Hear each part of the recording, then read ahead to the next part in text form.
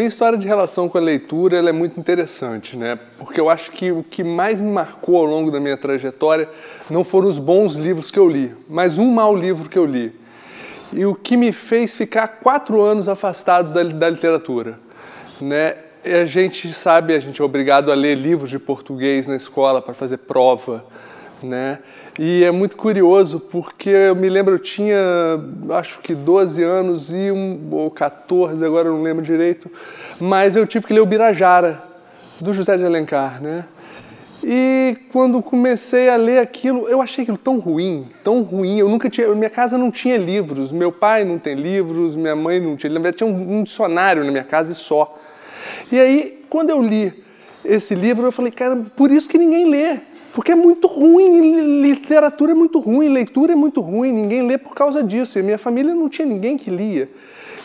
Justificou-se tudo. Então eu nunca mais cheguei perto de um livro, até um momento onde eu me mudei do Rio. Nessa época eu morava em Volta Redonda, uma cidade do interior. Eu me mudei para o Rio, né? Passei primeiramente na UFRJ para estudar comunicação social, para estudar publicidade, né, que depois eu viria me formar em publicidade, me formei também em jornalismo, paralelamente fiz filosofia, que foi um curso que eu levei 13 anos para concluir, mas concluí, né? Quando eu vinha para o Rio estudar, né, na rodoviária, na banca da rodoviária, a Folha de São Paulo estava lançando uma coleção de clássicos. E eu vi um livro ali, eu falei, vou comprar isso pelo preço, R$ 6,90. Na época, isso 98. Eu vou comprar. Comprei e comecei a ler aquilo, né? Um nome estranho, não conseguia nem pronunciar o nome do autor. E comecei a ler e meu Deus, e aquilo ali foi o reencontro com a literatura. Esse autor, que na época eu desconhecia, chamava-se Dostoiévski. E esse livro era Crime e Castigo. E eu me lembro de quando eu terminei, exatamente a sensação de quando eu terminei de ler esse livro. Eu comecei a chorar muito. Não pela história, mas porque eu nunca mais ia viver a experiência de estar acompanhado com Raskolnikov. Porque ele me acompanhou durante um mês que eu fiquei lendo o livro. Ele fazia parte da minha vida. Então eu chegava e lia, queria mais saber da vida dele e agora eu não podia saber mais. Eu tinha acabado. E aí eu vi que não, que eu podia dar continuidade a isso com outros livros. E continuei lendo. Então esse ano de 98 e 99, na verdade, mais 98, foi muito marcado por um excesso de literatura. E aí eu li tudo que eu não li a minha vida inteira.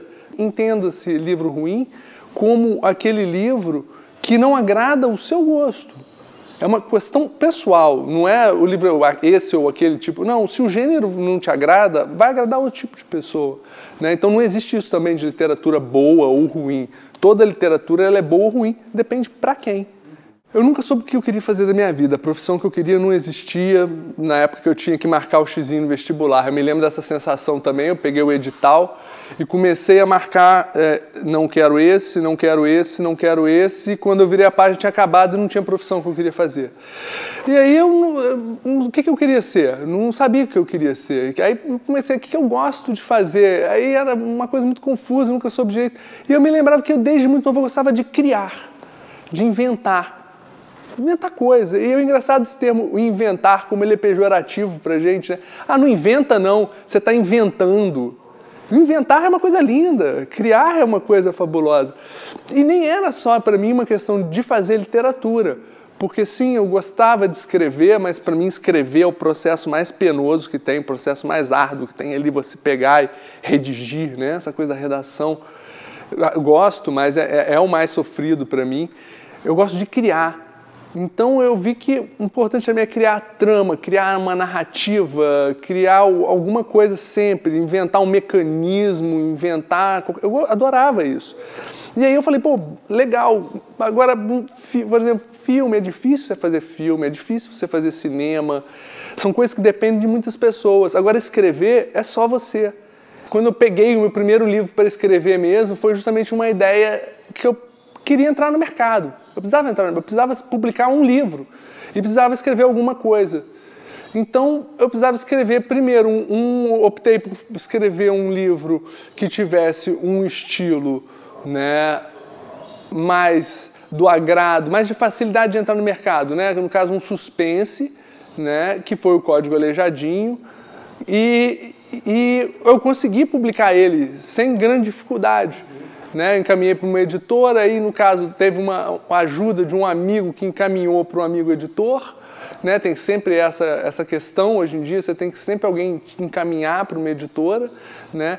E o livro foi publicado e fez muito sucesso, vendeu bastante, não muito, não virou best-seller, mas tipo, acabaram 2 edições, continua sendo reimpresso. Hoje em dia é um livro que é adotado em escola, isso é muito curioso, porque é um livro adulto, mas a garotada de 16 anos curte muito ler, porque fala muito sobre história, muito sobre arte, né? História brasileira, envolve uma série de coisas muito bacanas, um assunto polêmico que é o Aleijadinho, sabe?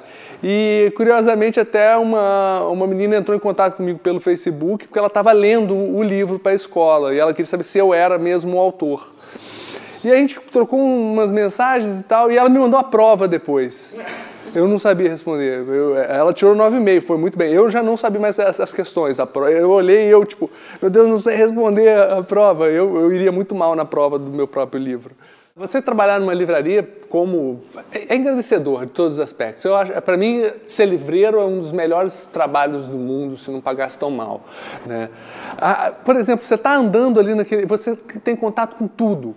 De repente você conhece um autor novo sem querer, alguém chega, pede, você está passeando, arrumando uma prateleira de livros e de repente você se depara com alguém que você nunca viu, pega por curiosidade, começa a ler aquilo e você descobre um universo novo. Né? E você consegue, ao mesmo tempo, dialogar com quem chega e te pede uma sugestão, te indica alguma coisa, você começa a ver, né, como é que as pessoas se comportam, que tipo de livros elas pedem mais naquela semana, por exemplo. Você começa a tentar mapear por que ela está pedindo aquilo, de onde é que vem a origem dessa curiosidade atual, se está ligado, sei lá, alguém que disse no jornal, alguém que indicou num blog. Você conseguir esse contato com o leitor, você ser a ponta ali do mercado, você saber lidar diretamente com a pessoa, saber como ela compra, o que ela leva em consideração, detalhes mínimos, tipo, ela está olhando a mesa de lançamentos, qual livro ela vai pegar? Quando ela pega um livro, ela olha a quarta capa primeiro, ela lê uma orelha primeiro, ela abre o livro no meio aleatoriamente ou ela vai na primeira página? Ou ela vai na ficha técnica? Tudo isso te permite um conhecimento da forma como o leitor lida com o seu livro. Né? Então você começa a perceber a importância de um primeiro parágrafo. O brasileiro ele tem um complexo de vira-lata, ele acha que o que vem de fora é melhor. Eu acredito um pouco nisso, sabe? Acha que por melhor que a gente faça aqui, isso é sempre... Na verdade, não é porque vem de fora, é tudo que está longe. O que está longe tem o seu romantismo. Você não conhece a podridão daquilo, você só vê aquilo que a aparência te permite ver. Tudo que está perto, você enxerga algo mais, você sabe quem é. Mas isso é uma das coisas que mais tem chamado a atenção agora, são as...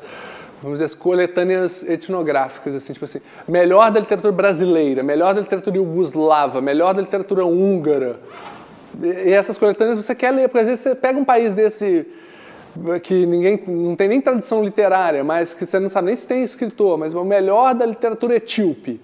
Aí, tipo, só porque por esse caráter de exotismo, né, a pessoa quer comprar e quer ler, vai fazer sucesso. Tem um livro que, infelizmente, eu acho... Ele é esquecido no Brasil. Para mim, é o melhor livro já escrito em língua portuguesa. E eu adoro o Machado de Assis, a gente debateu isso, mas para mim, um livro que é da obra mundial, quase, esse livro para mim. Um livro chamado Crônica da Casa Assassinada, Lúcio Cardoso. Ele é fabuloso, o livro ele é um troço que ele já começa a declaração, uma mulher morta em cima da mesa e ele dizendo, meu amor, você não podia ter morrido, você não podia ter me deixado, os nossos beijos ardentes, as nossas noites de sexo, você não podia ter morrido, mãe. E aí você, mãe?